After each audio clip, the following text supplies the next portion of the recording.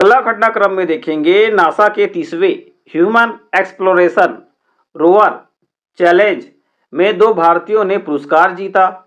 भारत ने नासा के 30वें human exploration rover challenge HERC में महत्वपूर्ण मान्यता हासिल किया। KIET की टीम को उनके उत्कृष्ट इंजीनियरिंग और समस्या समाधान कौशल के लिए कैश एंड बर्न श्रेणी में सम्मानित किया गया। कनकिया इंटरनेशनल स्कूल ने रूकी ऑफ द ईयर का पुरस्कार जीता। डलास अमेरिका के पेरिस एपिस्कोपल स्कूल ने हाई स्कूल डिवीजन में पहला स्थान हासिल किया।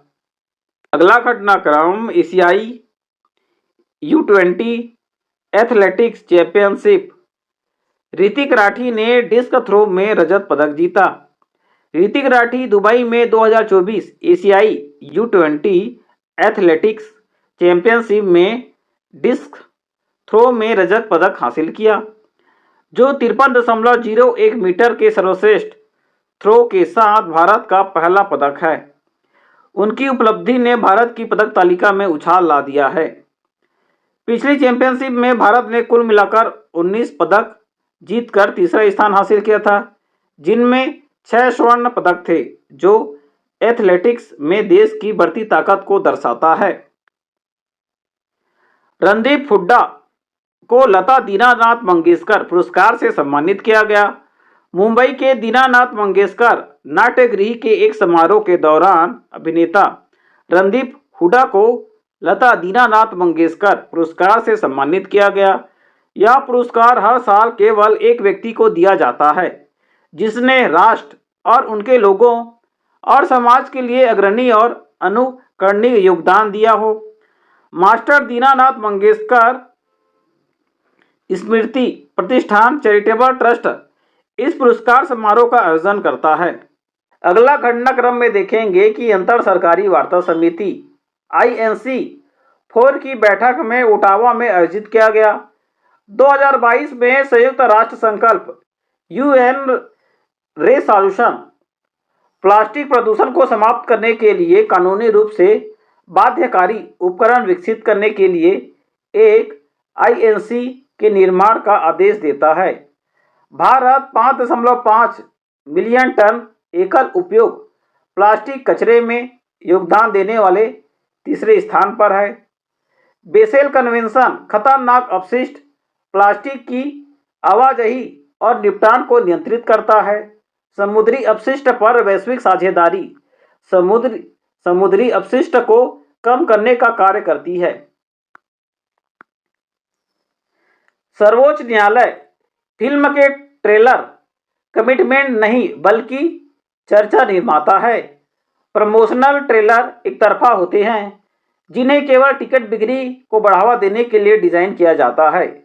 वे कोई अनुबंध नहीं करते या कुछ पेशकश नहीं करते। दर्शकों की संख्या और टिकट को खरीदना दो अलग अलग बातें हैं। इस प्रकार के ट्रेलर सामग्री के फिल्म में दर्शाए जाने के संबंध में कोई वायदा नहीं किया जाता है। निर्णय ने स्पष्ट किया कि ट्रेलर सामग्री बराबर नहीं है फिल्म सामग्री की प्रतिबद्धता से। हमारा लाइव टेस्ट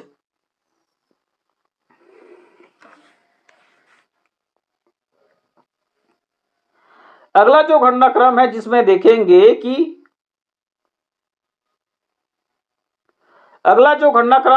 देखेंगे कि भारत की अंतरिम सरकार का गठन 2 सितंबर 1946। अगला घटनाक्रम में देखेंगे भारत की आंतरिक सरकार का गठन 2 सितंबर 1946 को हुआ था। कांग्रेस ने 208 सीटें जीती और मुस्लिम लीग ने 73 सीटें जीती। कांग्रेस ने 208 सीटें जीती और मुस्लिम लीग ने 73 सीटें जीती। भारत के प्रथम प्रधानमंत्री जवाहरलाल नेहरू थे। उप प्रधानमंत्री वल्लभ भाई पटेल। भारत के प्रथम राष्ट्रपति राजेंद्र प्रसाद। कानून मंत्रालय BR अम्बेडकर। रक्षा मंत्रालय बलदेव सिंह, रेल मंत्रालय जान मथाई, शिक्षा मंत्रालय अब्दुल कलाम आजाद। इस प्रकार से ये भारत के प्रथम संगठन का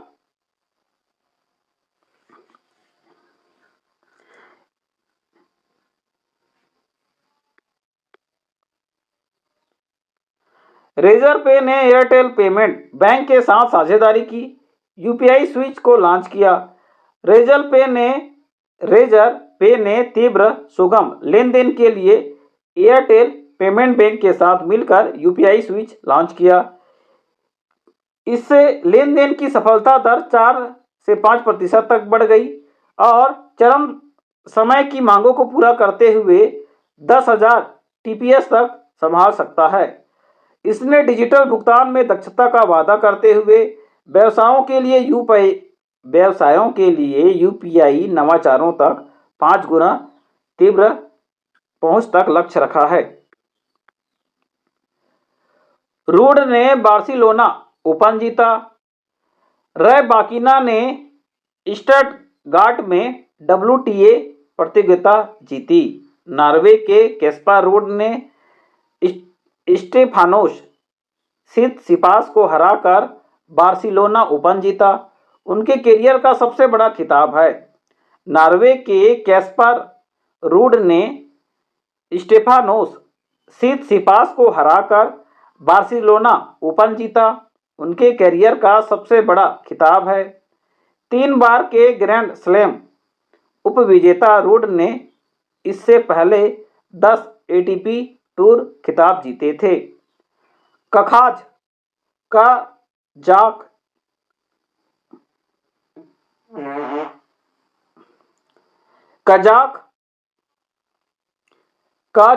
चौथी वरीयता प्राप्त एलिना रैबाकिना ने स्टटगार्ट में WTA प्रतियोगिता जीतने के लिए यूक्रेन की मार्टा कोस्ट्यूक को सीधे सेटों में हराया। रैबाकिना का अब कोस्ट्यूक के खिलाफ 2-1 का रिकॉर्ड हो गया है।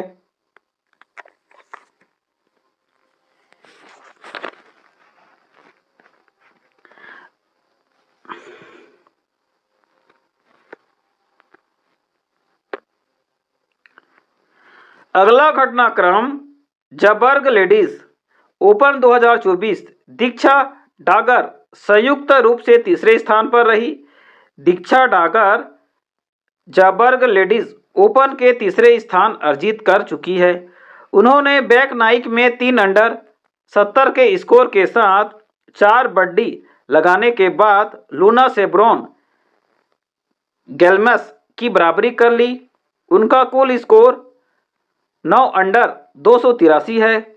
2024 सीजन में अपना सर्वश्रेष्ठ प्रदर्शन हासिल करते हुए दीक्षा अब अपना तीसरा शीर्ष 10वां स्थान हासिल कर चुकी है, जिसमें लल्ला मेरियम कप में 9वां और फ्लोरिडा में अरामको लेडीज में संयुक्त 6ठा स्थान शामिल है।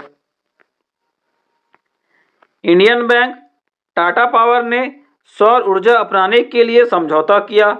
इंडियन बैंक ने प्रधानमंत्री सूर्य घर मुफ्त बिजली योजना के अंतर्गत सौर ऊर्जा अपनाने की सहायता के लिए टाटा पावर सोलम सिस्टम के साथ साझेदारी की। यह एक आवासीय सौर प्रतिष्ठानों के लिए 7% वार्षिक ब्याज पर 2 लाख रुपए तक ऋण प्रदान करेगा।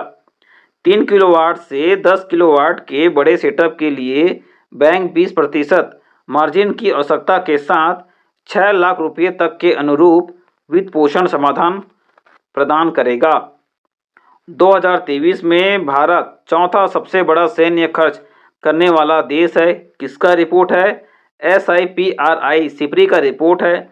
नवीनतम आंकड़ों से पता चला कि संयुक्त राज्य अमेरिका, चीन, रूस वैश्विक स्तर पर सैन्य खर्च करने वाले शीर्ष 3 देश बन चुके हैं। इसके बाद भारत और सऊदी अरब हैं। 2023 में $83.6 बिलियन के सैन्य खर्च के साथ भारत 2023 में वैश्विक स्तर पर चौथा बड़ा खर्च करने वाला देश था।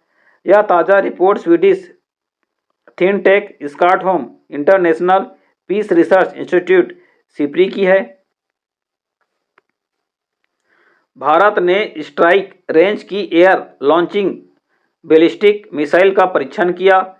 मिसाइल, जिसके रॉक्स या क्रिस्टल मेस 2 भी कहा जाता है, इजराइल से उत्पन्न हुई और अंडमान और निकोबार द्वीप समूह के Su-30 MKI फाइटर जेट से परीक्षण लॉन्च किया गया। CM-2 एक विस्तारित स्टैंड ऑफ रेंज वाली हवा से सतह पर मार करने वाली मिसाइल का प्रतिनिधित्व करता है, जिसे GPS असुगृहित वातावरण में स्थिर स्थानांतरित लक्ष्यों पर हमला करने के लिए डिजाइन किया गया है। यह दुश्मन की लंबी दूरी के रडार और वायु रक्षा प्रणाली और वायु रक्षा प्रणालियों को निशाना बनाने में सक्षम है। लॉरियस पुरस्कार नोवाक जोकोविच को वर्ष का सर्वश्रेष्ठ खिलाड़ी चुना गया। नोवाक जोकोविच लॉरियस पुरस्कार समारोह में रिकॉर्ड को बराबरी करते हुए 5वीं बार world sportsman of the year का पुरस्कार जीता। बोनमती ने sports woman of the year का पुरस्कार जीता और यह ऐसा करने वाली पहली महिला फुटबॉलर बनी। ला रोजा ने world team of the year का पुरस्कार जीता। ला रोजा ने world team of the year का पुरस्कार जीता। जिम्नास्ट सिमोन बाइल्स ने world comeback of the year का पुरस्कार जीता। ऑस्ट्रेलियाई स्केटबोर्डर अरीसा ट्रू ने world action sportsman of the world action sport person of the year का पुरस्कार जीता। भारतीय मनोविश्लेषण के जनक हैं सुधीर कक्कड़ का 85 वर्ष की आयु में निधन हो चुका है। सुधीर कक्कड़ ने 20 से अधिक गैर काल्पनिक और काल्पनिक रचनाएं लिखी, जो आधुनिक वैश्वीकरण के प्रतिरूप के रूप में कामुकता, रहस्यवाद और धर्म जैसे विषयों की खोज करती है। अपने पूरे करियर के दौरान उन्होंने मनोविश्लेषण की जटिलताओं को गहराई से समझा, खुद को इस क्षेत्र में एक प्रमुख व्यक्ति के रूप में स्थापित किया। भारतीय मनोविश्लेषण के जनक की उपाधि अर्जित की।